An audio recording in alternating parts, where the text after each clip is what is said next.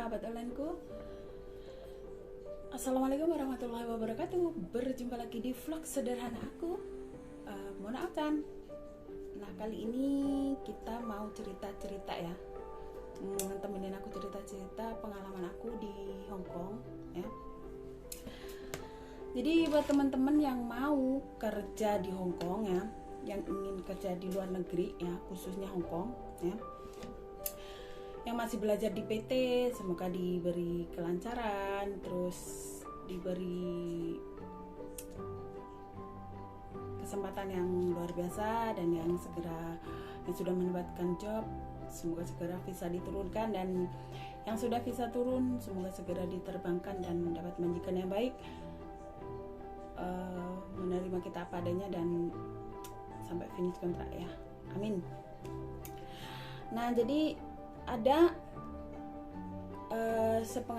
sepengalaman saya dan sepengetahuan saya. Ini saya mau cerita karena kemarin ada teman saya yang WA saya, katanya enakan mana jaga job anak kecil atau bersih-bersih atau orang tua ya. Ini sepengalaman saya.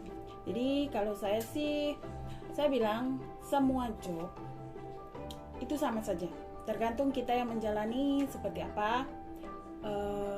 Mau jaga lansia, mau jaga hewan, mau bersih-bersih atau mau jaga anak kecil ya, sama-sama.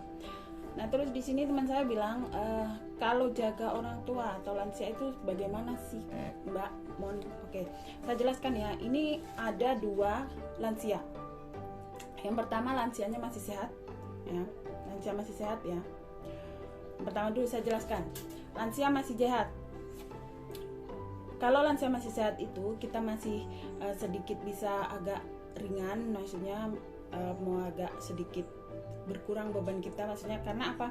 Karena beliau yang pertama masih bisa jalan, masih bisa mandi sendiri, masih bisa kemana-mana, dan intinya masih bisa makan sendiri ya. Nah, itu kita hanya bisa melihat, memantau dari dekat supaya tidak terjatuh, dan kita terkadang nemenin beliau ke pasar untuk belanja dan kita membawakan belanjaannya. Terus yang kedua, kita bisa ajak jalan-jalan, anterin dia jalan-jalan. Yang ketiga, ke rumah sakit gitu. Kita hanya mengantarkan saja dan kita menuntun ya kan. Nah, jadi apa yang bikin orang nggak betah dengan lansia yang masih sehat atau masih bisa berjalan sendiri?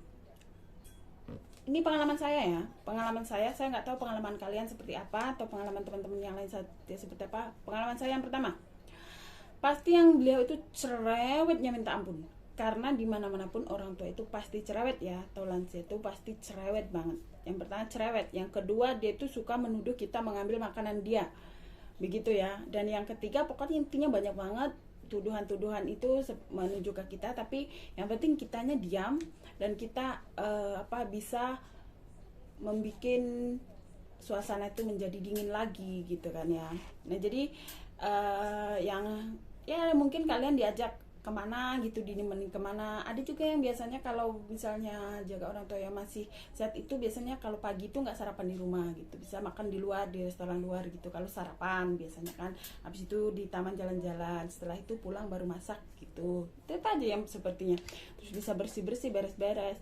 Nah, beda lagi kalau yang lansia kedua. Kalau lansia kedua ini yang udah sakit atau lumpuh total ya kan. Kalau udah lansia udah sakit lumpuh total itu otomatis tenaga kita, fisik kita, terus itu kita harus siap. Kesehatan kita juga harus siap ya. Karena apa? Karena kalau misalnya lumpuh itu kita yang terutama kita harus bisa menjaga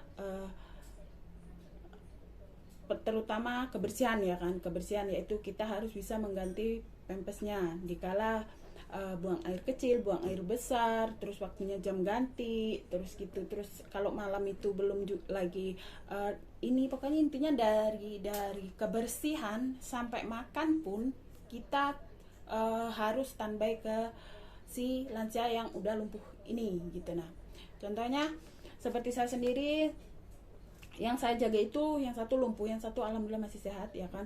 Terus yang satu itu beliau sudah makan dan minum itu sudah pakai selang. Jadi kita harus bisa menjaga keseimbangan tubuh kita sendiri, dan juga kita harus bisa menjaga 24 jam standby di fokus ke lansia yang udah lumpuh ini ya. Contohnya kita harus memperhatikan obat, terutama makannya, karena makannya kan pakai selang, di sini pakai selang gitu kan, dari otak ke sini ke leher kan langsung ke perut. Nah jadinya jangan sampai tersedak. Yang pertama jangan sampai tersedak, yang kedua jangan sampai melebihi takaran makan dari dokter, dan yang ketiga kita harus bisa menjaga obat atau mengatur obatnya supaya bisa mengkondisikan tubuh daripada lansia ini gitu, daripada nenek atau kakek yang kita jaga ya kan. Nah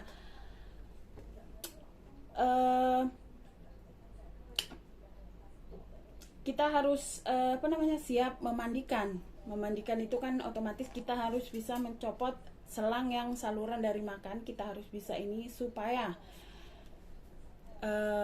mandinya tuh pakai nggak di waslap gitu ya, langsung dimandiin di kamar mandi. Itu bisa juga kalau yang udah bisa, tapi kalau yang belum bisa bisa juga dilap di kamarnya gitu ya, pakai handuk basah atau apa gitu, bisa, tergantung majikan dan tergantung sebisanya kita gitu. Nah terus yang kedua kita harus bisa menjaga